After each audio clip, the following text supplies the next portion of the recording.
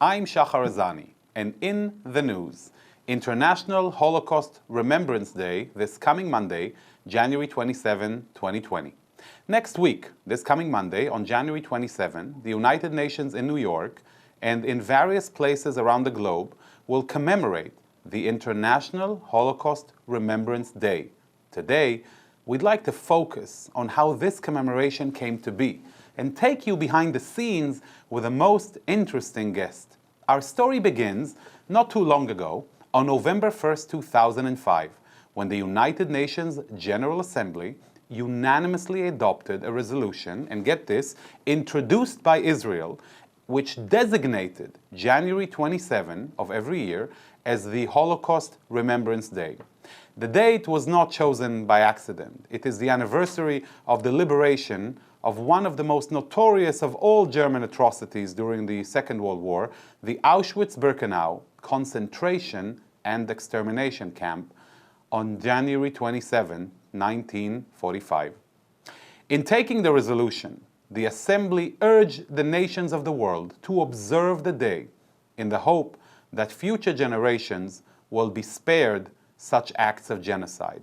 The resolution was co-sponsored and again initiated by Israel, remember, by 104 other states. The resolution rejects the Holocaust denial outrightly and encourages countries to develop educational programs and materials to teach about the horrors of the Holocaust and those of genocide. It also condemns religious intolerance, incitement, harassment, or violence based on ethnic origin or religious belief. We remember the words of then Assembly President Jan Eliasson, who said that the memory of the Holocaust must be a unifying historic warning around which we must rally, not only to recall the grievous crimes committed in human history, but also to reaffirm our unfaltering resolve to prevent the recurrence of such crimes. This resolution also created the UN Holocaust Outreach Program. As a result, the United Nations Department on Public Information, which is in charge of educational outreach, has taken the lead in creating a broad initiative designed to encourage the development by UN member states of educational materials and curricula on the subject of the Holocaust. It is meant to mobilize civil society for education and awareness. Indeed, as you walk into the UN building in New York, right there on the third floor, outside the Security Council chambers, you can see an exhibit about the UN and its Holocaust Outreach Program.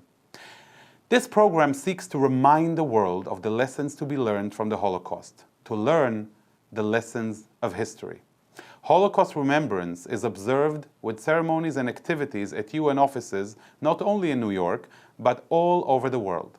The 2006 ceremony in the General Assembly Hall drew thousands of people and was viewed by countless others globally.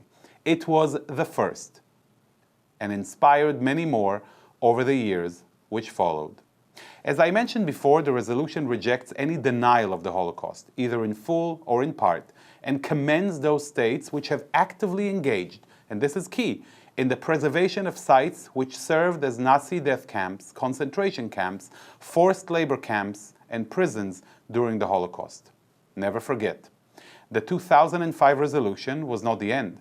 The United Nations General Assembly repeated its stance in yet another resolution on 26 of January 2007, which condemns any denial of the Holocaust and urges all member states unreservedly to reject any denial of the Holocaust. Sadly, Holocaust denial efforts are still in existence, either initiated by individuals and in some cases pursued actively by certain states and regimes. United Nations Department of Public Information has embarked on a variety of activities, including holding special events, film screenings, discussion papers from leading academics, distributing information materials, partnering with intergovernmental agencies and organizations, all for the purpose of encouraging awareness, to remind the world of the threat posed to us all when such crimes against humanity are allowed to occur. Even UNESCO, at its 34th session of the General Conference in Paris in 2007, adopted by consensus, and that's important, resolution on Holocaust remembrance. The resolution requests the Director General of UNESCO to consult with the United Nations Secretary General on program of outreach on the subject of Holocaust and the UN, with a view to exploring what role UNESCO could play in promoting the awareness and the Holocaust remembrance through education, and most importantly, combat forms of denial of Holocaust. If only they chose to focus only on bridge building between peoples, as their vocation and mandate clearly dictates, rather than dividing them. The two programs complement one another. While the Holocaust and the United Nations Outreach Program aims to mobilize civil society for Holocaust and education in order to prevent future acts of genocide, UNESCO seeks to promote Holocaust remembrance through education. To give us more perspective and details, I'm pleased to have with us on video Ambassador Ron Adam, Israel's ambassador to Kigali, Rwanda, all the way from Rwanda in Africa. Ambassador Adam, it's a pleasure to have you. Allow me to introduce a little bit about the ambassador's background. Ambassador Adam has served in the Ministry of Foreign Affairs of the State of Israel since 1990. During his first period at the ministry, he focused on working on the Oslo process and the economic peace with the Palestinians. In 1997, he started a long and interesting period of 15 years dealing with all aspects of the United Nations and Israel. In 2004, he became the director of the United Nations Department at the Foreign Ministry and engaged mainly with the efforts to promote the relations between Israel and the United Nations, as well as, and this is great, the image of the UN among the Israeli public. As part of these efforts, Ambassador Adam initiated the United Nations General Assembly resolution on Holocaust Remembrance and International Commemoration Day. This is all him. In 2008, he started his position as Deputy Ambassador of Israel to the United Nations in Geneva, where he was in charge of the relations with numerous international organizations and specialized agencies. And as of 2018, Mr. Ron Adam was appointed the first Israeli ambassador to Rwanda with residency in Kigali. Thank you so much for joining us, Ambassador Adam. Thank you. Good evening. Maybe before we touch on the core of Holocaust remembrance, maybe tell us a little bit and share with our viewers about what you're up to in Kigali, Rwanda. How long has the embassy been in existence, and what's on the agenda for Israel in that part of Africa? So the embassy was established 1st of May. As you said, I am the first ambassador to Rwanda. We had 10 embassies in Africa, and this is the embassy, the 11th embassy. The relations going back at least 10 years ago, when the first time Prime Minister Netanyahu and the President Kagame met, and they have a very good chemistry. And Kagame was requested from Israel to assist Rwanda in the defense sector, and the relations were built on the defense issues for many years. Recently, Prime Minister, he was requested by Kagame to open an embassy for a long time, but a year ago he decided to do that. And since then, since I'm here, we have made tremendous progress on civilian sectors. We opened direct flights, and there are direct flights between Kigali and Tel Aviv 3 times a week. We have Chabad House, which I requested Chabad to come, and they came. And we are doing a lot of efforts and projects in smart agriculture, water management, in ICT, cyber, space, tourism, education, and health. And of course, some other issues like culture.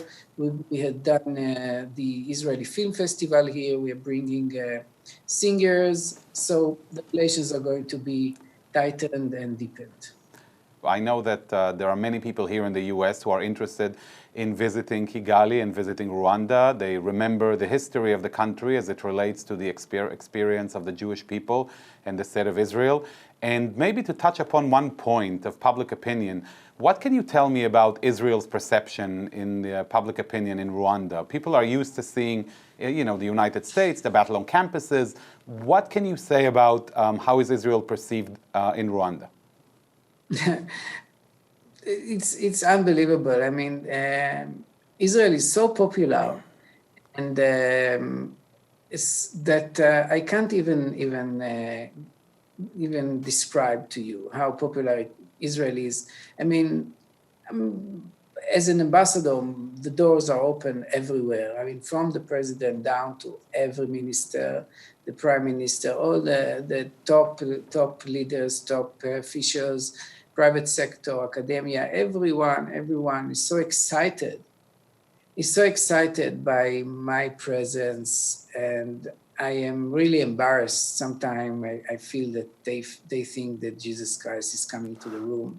It sounds really funny, but it is really unbelievable. Well, I have to tell you, that's great news to hear, and great for our viewers to understand that there is actually a world out there beyond the college campuses in Southern California, especially. Oh, sure. And I can imagine it's a unique experience for you, especially as someone who for so many years headed Israel's relationship with this complex body that's called the United Nations and its agencies, which leads me to the next question of maybe you can touch a little bit on the part in your bio which relates to this relationship between Israel and the UN, and specifically about promoting the perception of the UN with the Israeli public. Maybe tell us a little bit about that. Well, we actually will start the story about the resolution, but the beginning was my 5 years as a member of the Israeli delegation to the UN, which started late '97,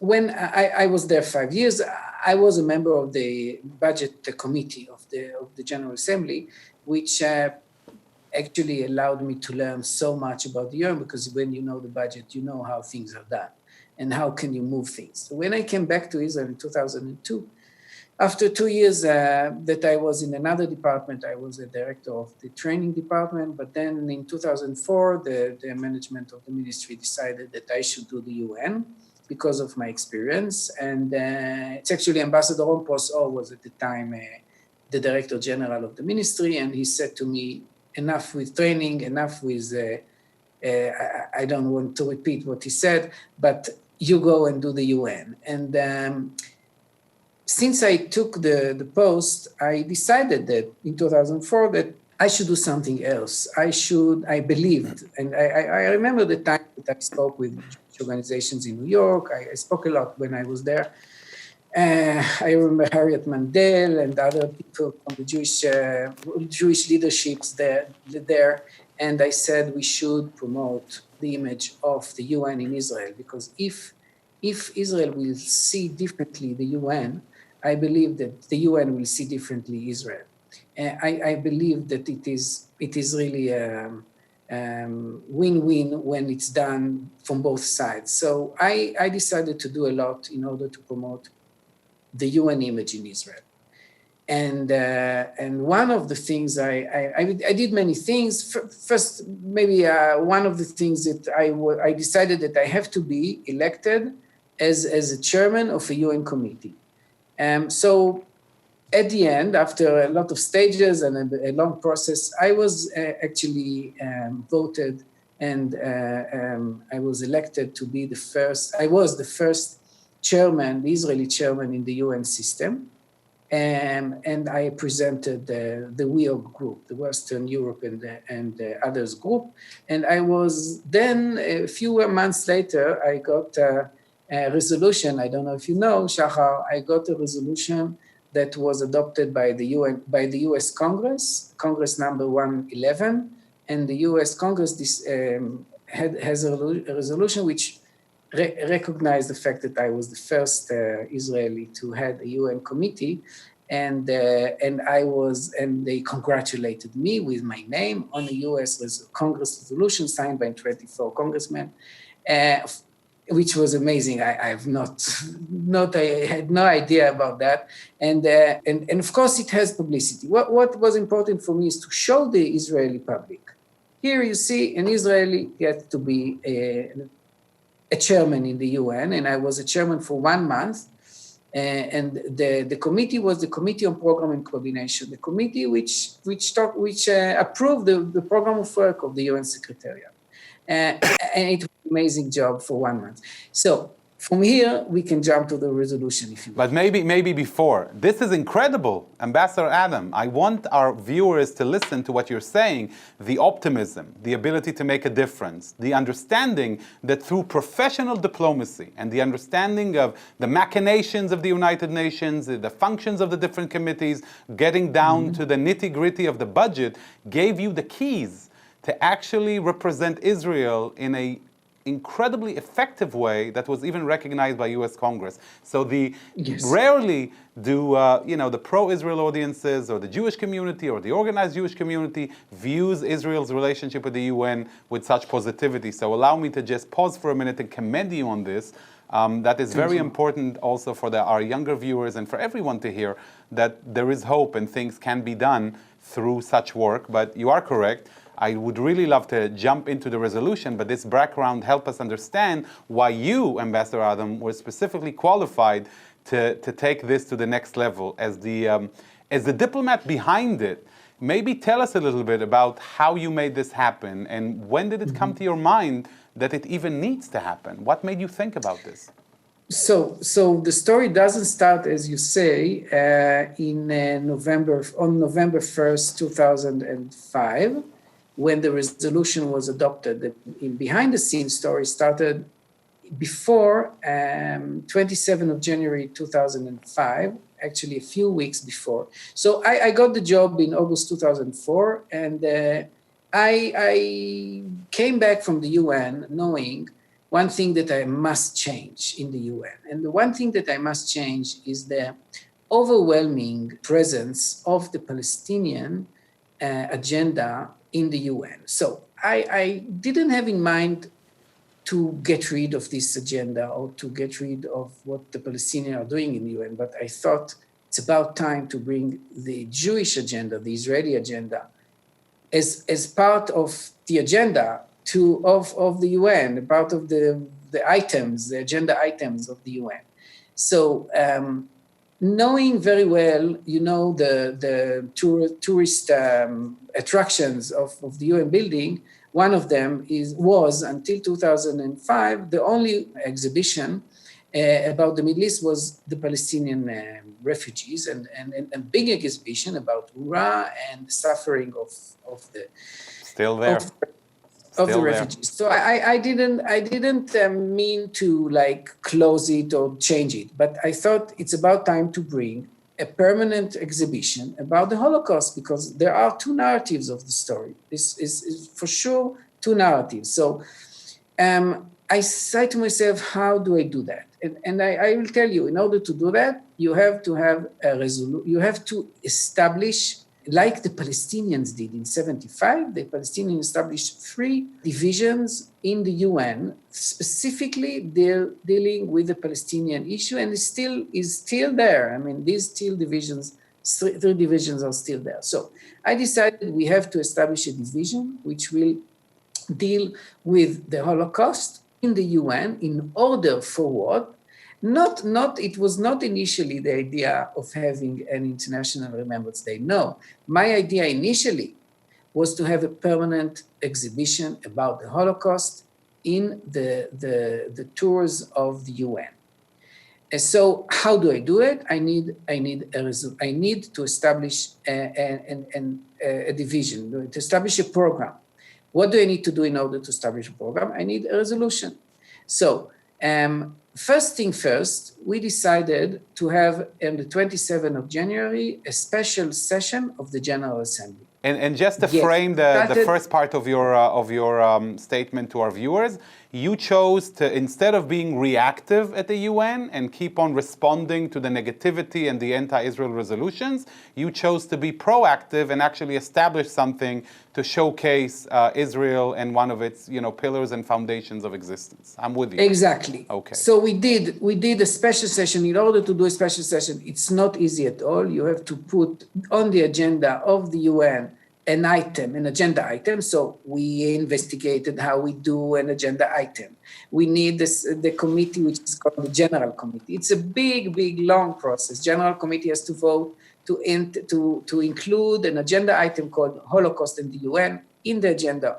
So every step by step, according to the rules of regulation of the UN, I learned it by heart. I know it still, and that is how we promoted. And then we had, on the 27th of January, a special session of the General Assembly. It was the 27th special session of the General Assembly. Guess what was the first special session? The first special session of General Assembly was in 1946, and the agenda item was Palestine, of course. Wow. And so again, it's your ability to navigate through the rules and regulations.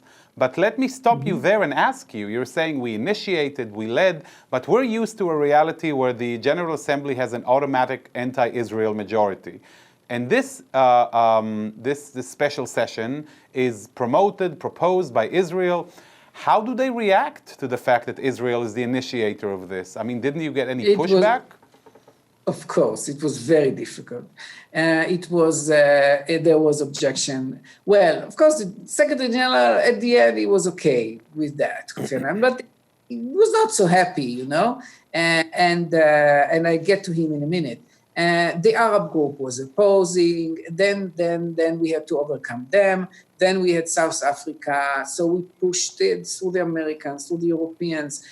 And everyone was on board from the 45 friendly countries.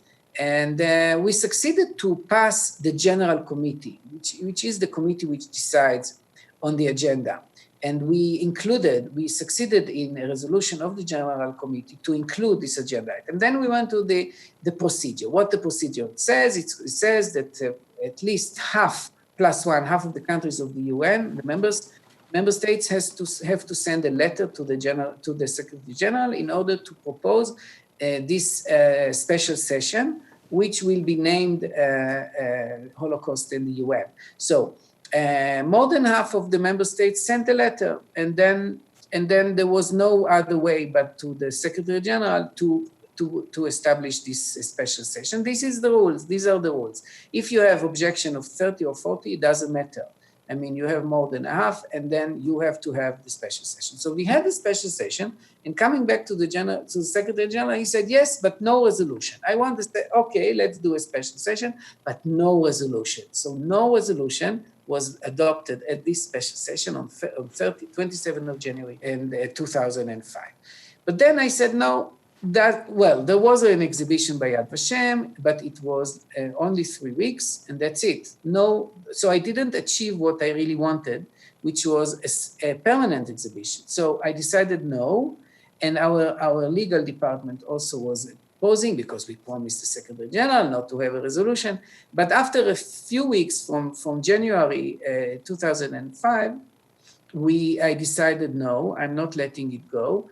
And I drafted a resolution which establishes, and you read it very carefully, which establishes a program of the UN. And why? Because this program will have budget, and this program will have directors, and this program will establish a permanent exhibition. Then I thought, what should we do with the resolution? What should we have included in the resolution? So I decided it's a good opportunity, because there are so many days of commemoration of the UN, you know, a day of the potato, a day of the RIs. There is a day of on the Palestinian refugees on the 29th of November. 29th of November is the day the resolution was adopted, 191 of the partition plan.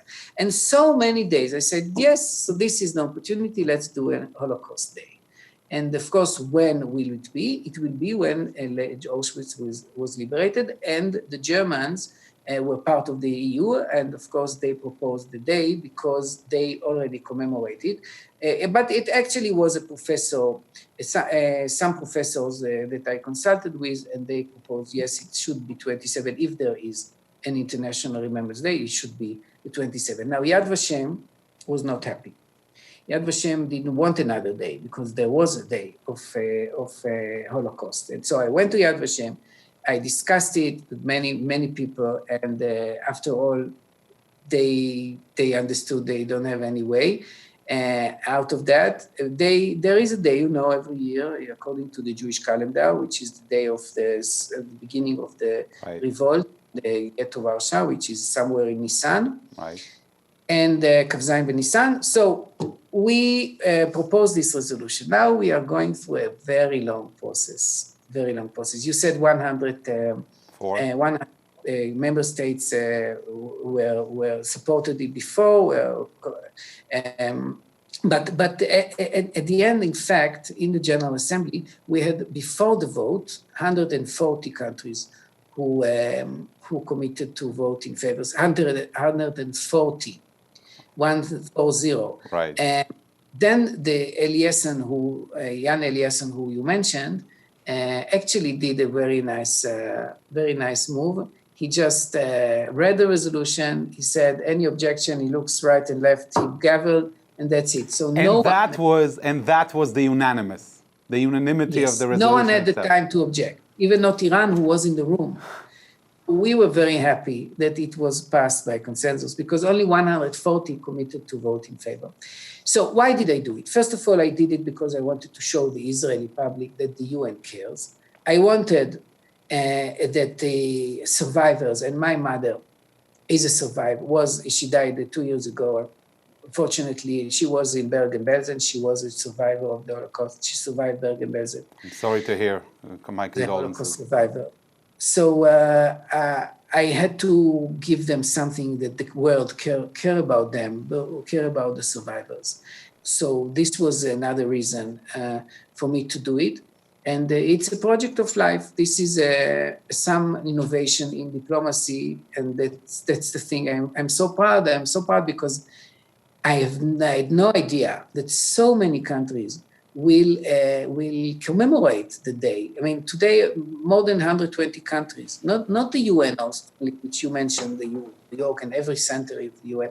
No, it's member states who were asked to commemorate, and member states implement the resolution and commemorate. Ambassador Adam, that's incredible, inspirational, reinventing diplomacy, not just following the path, but creating your own.